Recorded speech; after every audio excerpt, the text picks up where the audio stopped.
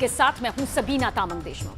कच्चा चिट्ठा के इस स्पेशल एडिशन की शुरुआत आज की सबसे बड़ी इंटरनेशनल खबर के साथ। खबर यह है कि इजरायल और ईरान में ठन गई, वजह बना परमाणु हथियार और इजरायल के प्रधानमंत्री बेंजामिन नेतन्याहू का एक धमकी भरा बयान, वो भी संयुक्त राष्ट्र महासभा के सबसे बड़े मंच से। नेतन्याहू ने वार्निंग दी, ये धमकी दी कि जब तक वो प्रधानमंत्री हैं, ईरान को परमाणु बम से दूर रखने के लिए इजरायल अपनी पूरी ताकत झोंक देगा। बस फिर क्या था, ईरान ने भी करारा जवाब दे डाला।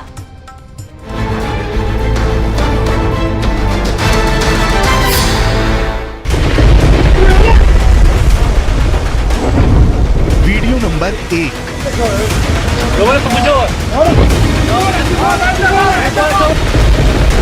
Video number 2।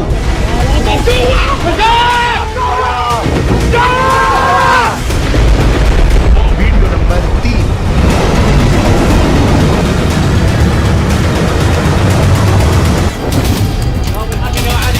ये 3 वीडियो तो बस वानगी है। ईरान इजराइल में खौफ भरने के लिए ऐसे कई वीडियो रिलीज कर चुका है।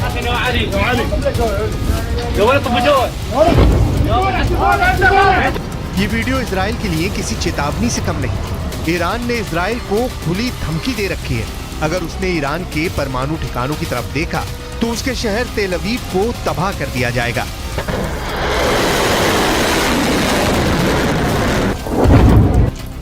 ईरान के मीडिया की तरफ से जारी किए गए ये वीडियो एक बार फिर ट्रेंड कर रहा है। वीडियो में दिखाया गया है कि कैसे ईरान के मिसाइलों ने मोर्चा संभाल रखा है। ईरान की मीडिया के मुताबिक इन मिसाइलों के निशाने पर इजराइल का तेल अवीव शहर था। कहा गया कि अगर ईरान के परमाणु ठिकानों पर हमला हुआ तो इजराइल का शहर तेल अवीव मलबे में बदल जाएगा।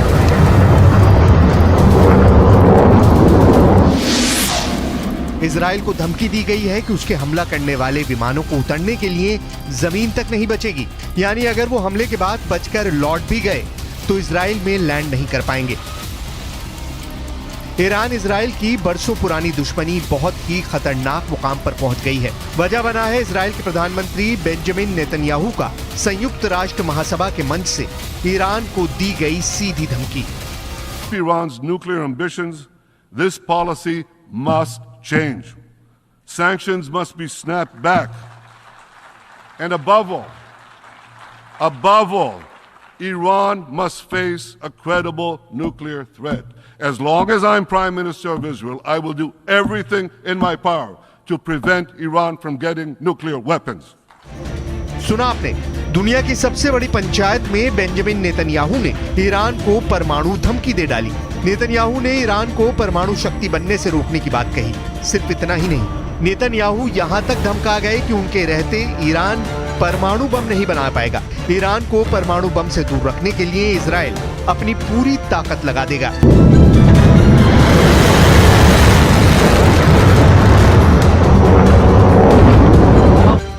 इजराइल की सैन्य शक्ति दुनिया से छिपी नहीं। इजराइल हर ओर दुश्मनों से घिरा हुआ है, फिर भी किसी की हिम्मत नहीं है कि उससे सीधा पंगा ले सके। इसके पीछे इजराइल की ताकतवर सेना है, इजराइल के घातक हथियार हैं, इजराइल के परमाणु हथियार हैं।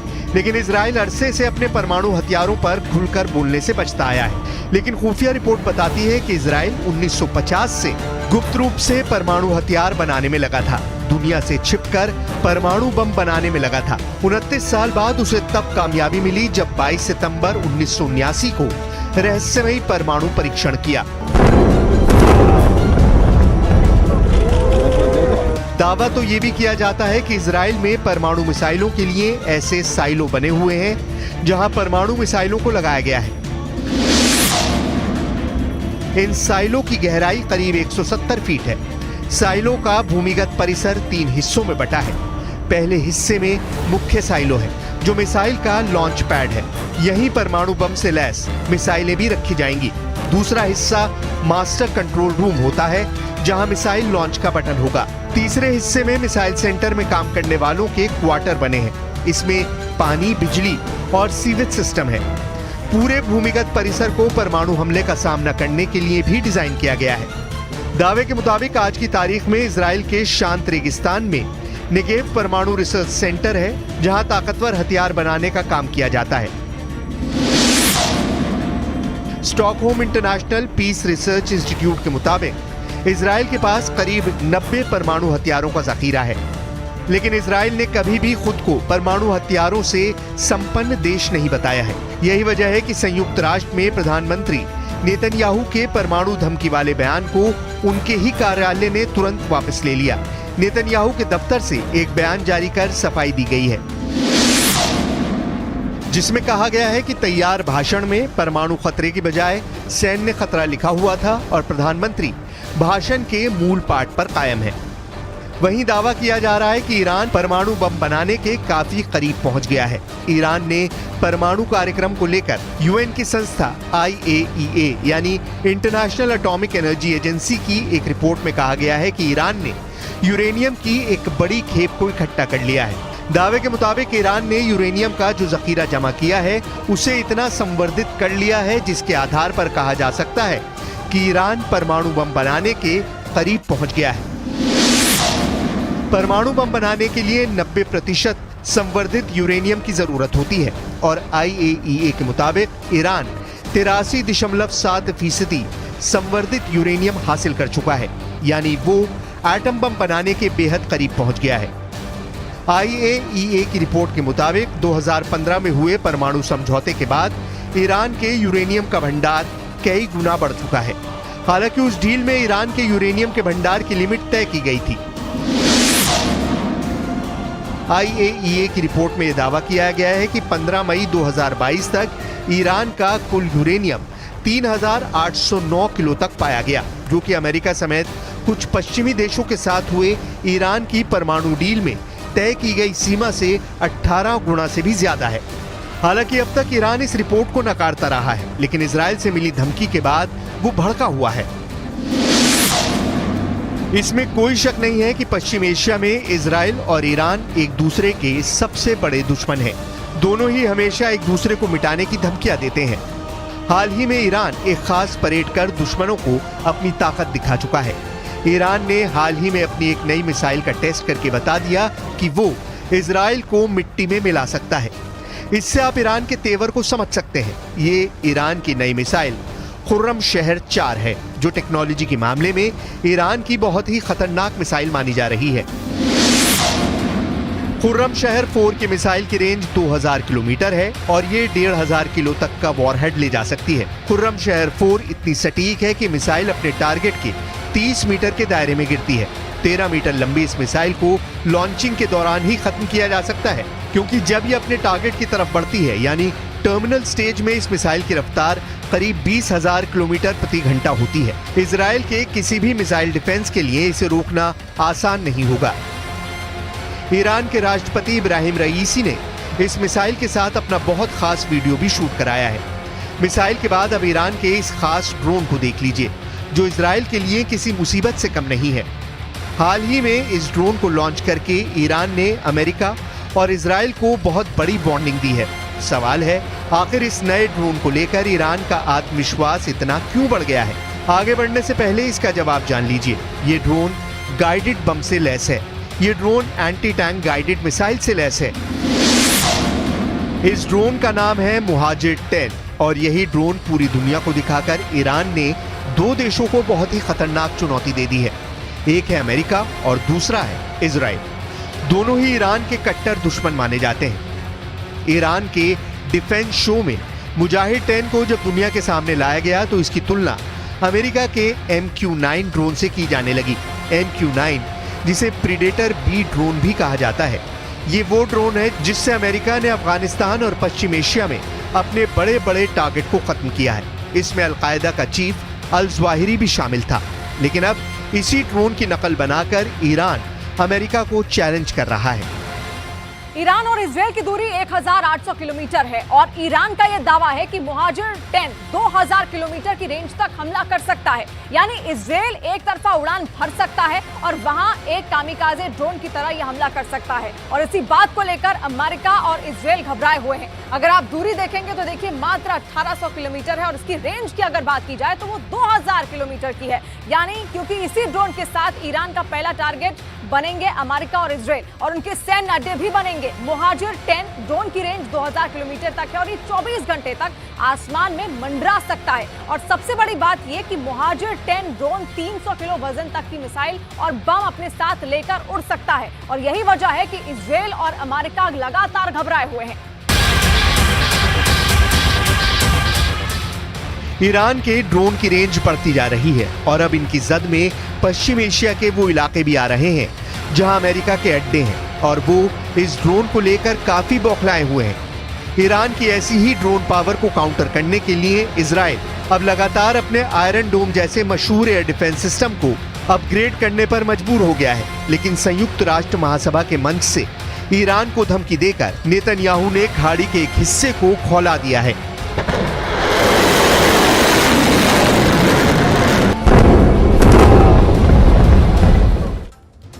पश्चिम एशिया युद्ध की आग में किसी भी वक्त यहां पर लग सकता है। भारत ने भी अपने दुश्मनों को ठिकाने लगाने की तैयारी कर ली और इसका एक वीडियो सेना ने बहुत ही सीक्रेट एयरबेस से सामने आया है। आपको ले चलते हैं तमिलनाडु के राजाली एयरबेस, जहां की तैयारी देखकर पाकिस्तान और चीन बहुत परेशान हो गए हैं।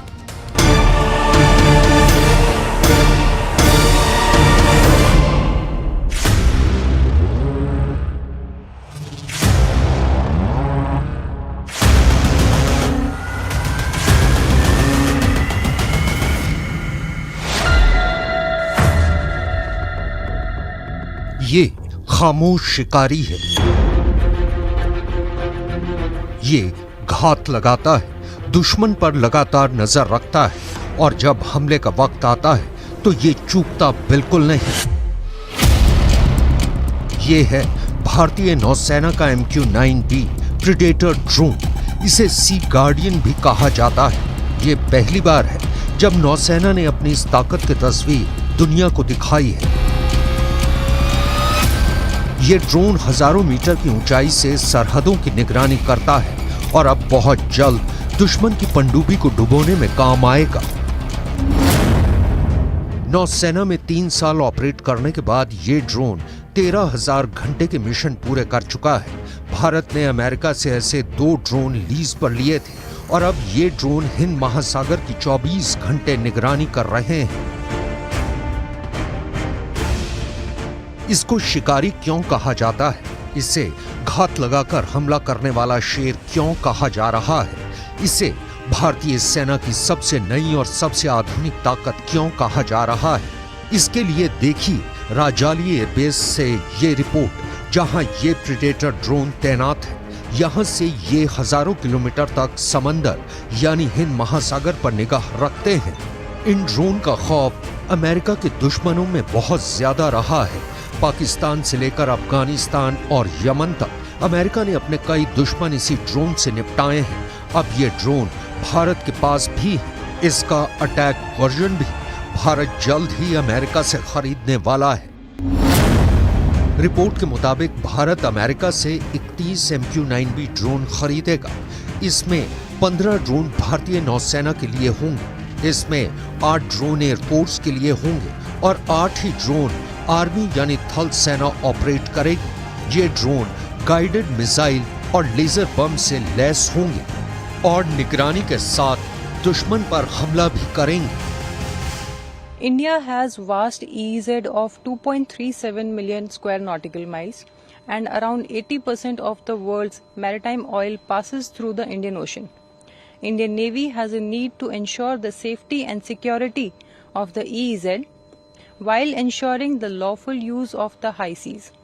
15 of these aircraft will provide the Indian Navy to cost effectively maintain a strict vigil over the areas. जब से भारत और अमेरिका के बीच MQ-9B के अटैक वर्जन को लेकर बात हुई, 2 देश बहुत ज्यादा घबराए हुए हैं। जाहिर है इनका नाम है पाकिस्तान और चीन। इन दोनों मुल्कों में MQ-9B ड्रोन की ताकत पर बहस हो रही है। इससे बचने की तरकीब खोजी जा रही है। युद्ध के हालात में ये ड्रोन LOC के पार POK में भी अटैक करेगा। ये ड्रोन LAC के पास चीन के अड्डों को भी नहीं बख्शेगा और समंदर में ये चीन और पाकिस्तान के जंगी जहाजों और पनडुब्बियों पर हमले का पूरा माहौल तैयार कर देगा। ये ड्रोन अभी तमिलनाडु के राजाली एयरबेस पर तैनात किए गए हैं। आर्मी और एयरफोर्स के पास आने के बाद इन ड्रोन्स को उत्तर भारत और बाकी हिस्सों में भी तैनात किया जाएगा। ये ड्रोन हजारों किलोमीटर की रेंज में ऑपरेट कर सकते हैं और सबसे खास बात, अगर मिशन नाकाम होता है तो कंट्रोल रूम से इसे ऑपरेट कर रहा पायलट पूरी तरह सुरक्षित रहेगा। MQ-9B प्रेडेटर दुनिया का सबसे खतरनाक ड्रोन माना जाता है, इसमें कोई शक नहीं है। ये ड्रोन 8000 किलोमीटर की रेंज में 30 घंटे तक मंडरा सकता है। यानी कि देखिए, इसकी रेंज 8000 किलोमीटर है और 50,000 फीट तक की उड़ान भी भर सकता है। और ये 50,000 फीट तक अगर उड़ान भरेगा तो आप समझ सकते हैं कि किस तरीके से सब कुछ तहस नहस कर सकता है, एक बड़ी तबाही मचा सकता है। यानी 15,000 मीटर तक ये पहुंच सकता है और ये 2000 किलो तक के बम और मिसाइल भी ले जा सकता है। इसमें एंटी टैंक मिसाइल है और लेजर गाइडेड बम भी इसमें शामिल है। ये ड्रोन 450 किलोमीटर प्रति घंटे की रफ्तार से उड़ान भर सकता है और कम वजन इसका होगा तो रफ्तार और ज्यादा तेज होगी। यानी देखिए कितना खतरनाक ये हो सकता है और यही बातें इसको और ज्यादा बेहद खास बनाती हैं। इसमें हाई डेफिनेशन कैमरा भी लगा हुआ है जो जमीन हो या फिर समंदर की सतह, उसकी निगरानी आराम से कर सकता है और वीडियो कमांड सेंटर तक ये भेज सकता है ताकि दुश्मन को पहचाना जा सके। और अब नौसेना के पास जो ड्रोन है उसे एंटी सबमरीन वॉरफेयर में इस्तेमाल किया जाएगा और ये इसका निगरानी करने वाला वर्जन सी गार्डियन ड्रोन है और इसमें ऐसा सिस्टम लगाया जाएगा जो पनडुब्बियों को ट्रैक कर सके। नौसेना के लिए जो MQ-9B ड्रोन है उसमें जल्द ही सोनार वाला सिस्टम लगाया जाएगा, जिससे ये ड्रोन समंदर की सतह के नीचे पनडुब्बियों को भी ट्रैक करेगा। जब दुश्मन की पनडुब्बी हिंद महासागर में भारत के इलाके के आसपास भी मंडराने की कोशिश करेगी तो ये ड्रोन उसका पता बहुत आराम से लगा लेगा। इसके लिए इस ड्रोन में सोनोबॉय वाला सिस्टम लगा होगा जो समंदर में सोनोबॉय लॉन्च करेगा। ये सोनोबॉय पनडुब्बियों के सोनार सिग्नेचर यानी उसकी आवाज को ट्रैक करके कमांड सेंटर तक जानकारी पहुंचाएंगे और फिर नजदीकी जंगी जहाजों या फिर P-8I जैसे टोही विमानों से टॉर्पीडो लॉन्च किया जाएगा। ऐसे ही दुश्मन का काम तमाम हो जाएगा। As previously mentioned, the aircraft with its max altitude of 40,000 feet and endurance of 30 plus hours, it has the capability to provide real-time video and can be deployed as an airborne outpost guarding the Indian border.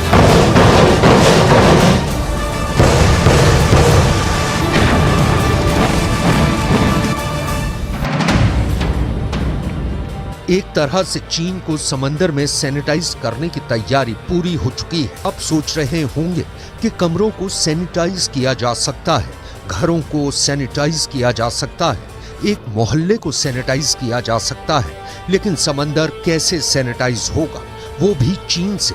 इसे समझने के लिए इस map पर जरा गौर कीजिएगा। ये दक्षिण चीन सागर है और इसके दक्षिण से एक रास्ता पहुंचता है बंगाल की खाड़ी यानी हिंद महासागर। अगर चीन की नौसेना भारत पर अटैक करना चाहेगी तो वो इसी रास्ते का इस्तेमाल करेगी, जिसे मलक्का स्ट्रेट कहा जाता है। ये करीब 1000 किलोमीटर लंबा लेकिन महज 200 मीटर तक गहरा समुद्री गलियारा है। ट्रेड रूट की वजह से ये चीन की लाइफलाइन भी कहा जाता है, लेकिन इसके एग्जिट पॉइंट यानी जहां से गलियारा हिंद महासागर में खुलता है वहां भारतीय नौसेना का बहुत बड़ा पहरा हमेशा लगा रहता है। भारत को चीन को यहीं पर रोकना होगा और अगर ऐसा हुआ तो चीन का गेम खत्म हो जाएगा।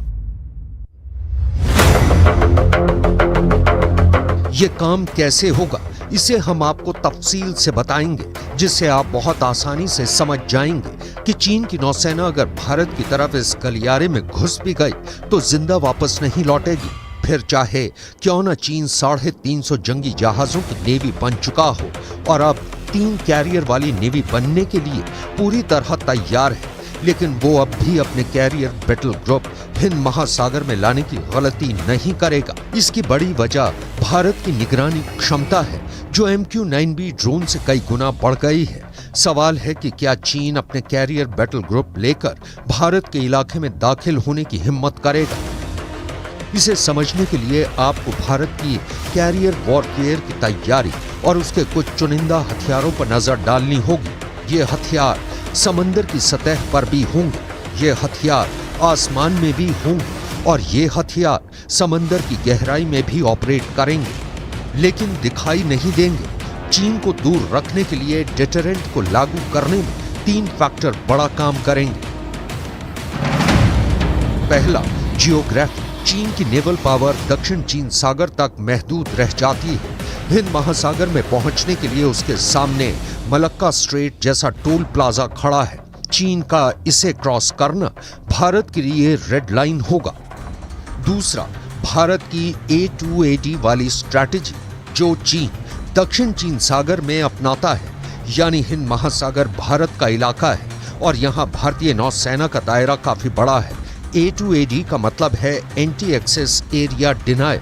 नौसेना में इसे एक इलाके को इस तरह सैनिटाइज करना कहते हैं कि दूसरी नेवी इसमें दाखिल ना हो पाए, और ये स्ट्रैटेजी तीसरे फैक्टर की मदद से तैयार की जाती है। तीसरा फैक्टर है भारत के फोर्स मल्टीप्लायर। भारत के पास ब्रह्मोस से लैस सुखोई विमान है, हार्पून मिसाइल से लैस P-8I जैसी सबमरीन हंटर विमान है। कनाडा के लिए खालिस्तान का खेल अब उसके लिए आग साबित हो रहा है। जो कनाडा भारत के एजेंटों पर आतंकी हरदीप सिंह निज्जर की हत्या पर आरोप लगा रहा है, अब वही कनाडा खालिस्तानियों के गदर से खौफ में आ गया है। दावा यह किया जा रहा है कि भारत ने खालिस्तान के मुद्दे पर कनाडा को झुकने के लिए मजबूर कर दिया।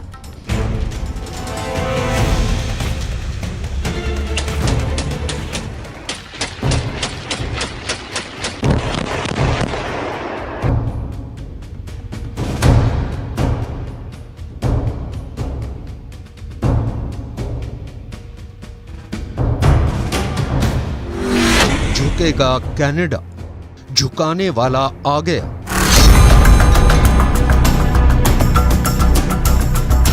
ये आज का कनाडा है, जो पाकिस्तान की खुफिया एजेंसी ISI के इशारे पर खालिस्तानी आग से खेल रहा है।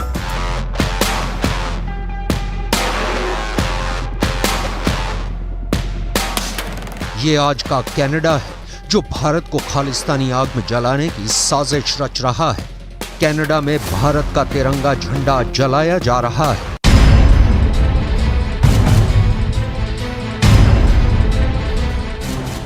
ये आज का कनाडा है, जहां भारत के दूतावासों को घेरा जा रहा है। हिंदुओं को कनाडा छोड़ने की धमकियां दी जा रही हैं।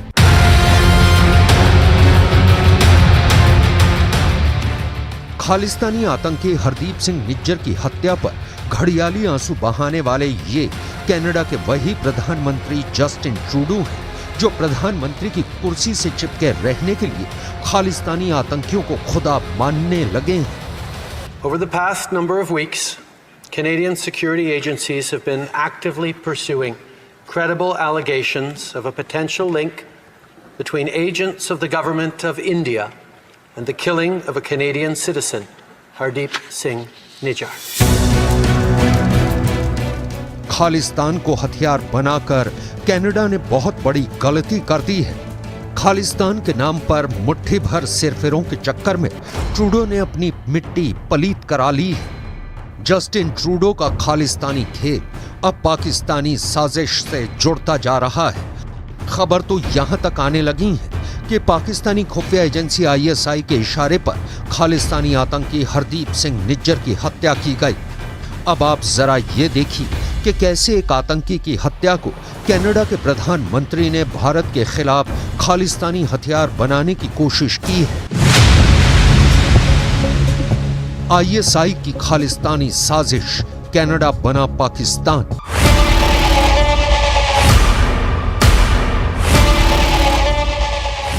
अठारह सितंबर को कनाडा के PM जस्टिन ट्रूडो ने खालिस्तानी नेता हरदीप सिंह निज्जर की हत्या के आरोप भारतीय एजेंट्स पर लगाए। 20 सितंबर को खालिस्तानी नेता गुरपतवंत सिंह पन्नू ने हिंदुओं को कनाडा छोड़ने की धमकी दी। 25 सितंबर को खालिस्तानी समर्थकों ने वैंकूवर में भारतीय दूतावास के सामने तिरंगे को फाड़ दिया। लेकिन जिस तरह से भारत सरकार ने कनाडा के प्रधानमंत्री के खालिस्तानी बयान पर पलटवार किया है, उससे खालिस्तानी आतंकियों के साथ साथ कनाडा भी बौखला गया है। यूएन जनरल असेंबली में भारत के विदेश मंत्री एस जयशंकर के संबोधन के बाद कनाडा की तरफ से भी बयान आया है।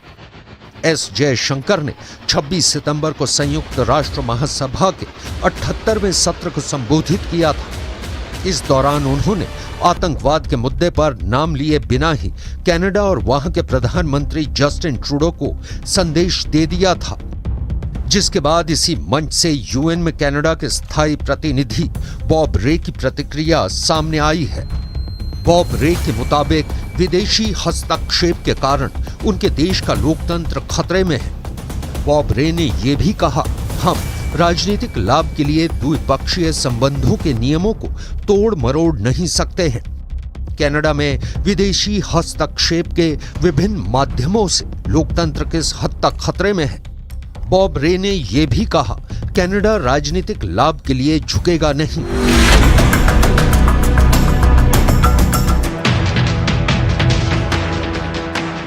यूएन में कनाडा के स्थायी प्रतिनिधि बॉब रे को ऐसा बयान इसलिए देना पड़ा क्योंकि 26 सितंबर को भारत के विदेश मंत्री जयशंकर ने यूएन में कनाडा और खालिस्तानियों की धज्जियां उड़ा दी थी। संयुक्त राष्ट्र महासभा में एस जयशंकर ने साफ कहा, वो दिन चले गए जब कुछ देश एजेंडा तय करते थे और दूसरे देशों से उसके हिसाब से चलने की उम्मीद करते थे। विदेश मंत्री जयशंकर ने पलटवार करते हुए ये भी कहा, हालांकि अभी भी कुछ देश ऐसे हैं जो एजेंडा को शेप देते हैं और नियमों को गढ़ने की कोशिश करते हैं, लेकिन ऐसा हमेशा नहीं चल सकता।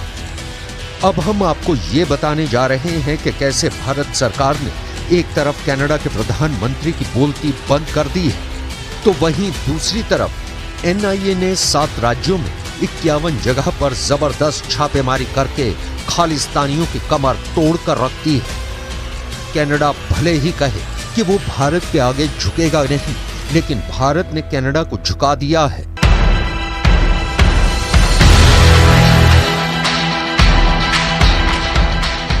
खालिस्तानी आतंकी हरदीप सिंह निज्जर की हत्या पर बोलते हुए विदेश मंत्री डॉक्टर एस जयशंकर ने साफ कहा है कि कनाडा ने कुछ भी स्पेसिफिक जानकारी शेयर नहीं की है। कनाडा को लताड़ते हुए जयशंकर ने 2 टूक कहा कि कनाडा में पिछले कुछ सालों के भीतर अलगाववादी ताकतों के चलते काफी हिंसा हुई है। जयशंकर ने यहां तक कहा कि हमने कनाडा से चलने वाले संगठित अपराध और उसके नेतृत्व के बारे में काफी जानकारी दी है। प्रत्यर्पण की कई रिक्वेस्ट भी पेंडिंग है। कई आतंकवादी नेताओं की भी पहचान हुई है, लेकिन खालिस्तानी आतंकियों के वोट बैंक के लालच में कनाडा आंखें मूंदे बैठा है। Actually has seen a lot of organized crime, relating to, the secessionist forces, organized crime, violence, extremism. They're all very, very deeply mixed up. जब से भारत ने कनाडा के नागरिकों के लिए वीजा सेवा को निलंबित किया है, कनाडा में कोहराम मच गया है। खालिस्तानी आतंकियों और उनके रिश्तेदारों को अब हिंदुस्तान की बहुत याद आने लगी है। हालात ये हो गए हैं कि जो खालिस्तानी आतंकी कनाडा में खुलेआम बेखौफ दहाड़े मारते हुए भारत के खिलाफ जहर उगल रहे थे, वो भारत के एक्शन के बाद से भारत के दूतावासों के बाहर बहुत कम संख्या में विरोध प्रदर्शन कर रहे हैं। आतंकी पन्नू भले ही हिंदुओं को कनाडा से भगाने की धमकी दे रहा हो, लेकिन हकीकत में भारत ने खालिस्तानियों की अकल ठिकाने लगा दी है। इधर भारत के अंदर 7 राज्यों में एनआईए ने 50 जगहों पर जबरदस्त छापेमारी खालिस्तानियों की संपत्तियों पर की है, जिससे कनाडा में कोहराम मचा हुआ है। आतंकी और गैंगस्टर गठजोड़ के खिलाफ एनआईए की ये बड़ी कार्रवाई 7 राज्यों में चल रही है। पंजाब के मोगा, भटिंडा और फिरोजपुर में एनआईए ने ताबड़तोड़ छापे मारे हैं, जबकि राजस्थान के 13 जिलों में भी एनआईए की रेड चल रही है। हनुमानगढ़, झुंझुनू, गंगानगर, जोधपुर सहित राजस्थान के 13 शहरों में एनआईए की रेड से हड़कंप मचा हुआ है। मैं बिल्कुल सहमत हूँ जयशंकर से। उन्होंने साफ तौर पे कनाडा को एक किस्म से शीशा दिखा दिया, आईना दिखा दिया है और साफ तौर पे कहा कि पॉलिटिकल गेन्स को मद्देनज़र रखते हुए आप टेररिज्म को प्रमोट नहीं कर सकते। उन्होंने बड़े साफ शब्द में कहा है कि हमने कनाडा को हर प्रकार से इन्फॉर्मेशन दी है, एक्स्ट्राडिशन रिक्वेस्ट किए हैं, लेकिन उसको कनाडा हमेशा ही नज़रअंदाज करता रहा है और अभी समय आ गया कि हम इसको एक्सेप्ट नहीं कर सकते। हमारे देश की सॉवरेनिटी और इंटीग्रिटी का ताल्लुक है और जो हमारे देश के लिए खतरा है, जो हमारे देश के डिप्लोमेट्स को के लिए खतरा है, जो हमारी एम्बेसीज के लिए खतरा है और हमारे क्या कहते हैं कौंसल्स के लिए खतरा है, हमारे हिंदुस्तान के लोगों के लिए खतरा है, हम उसको कैसे एक्सेप्ट कर सकते हैं।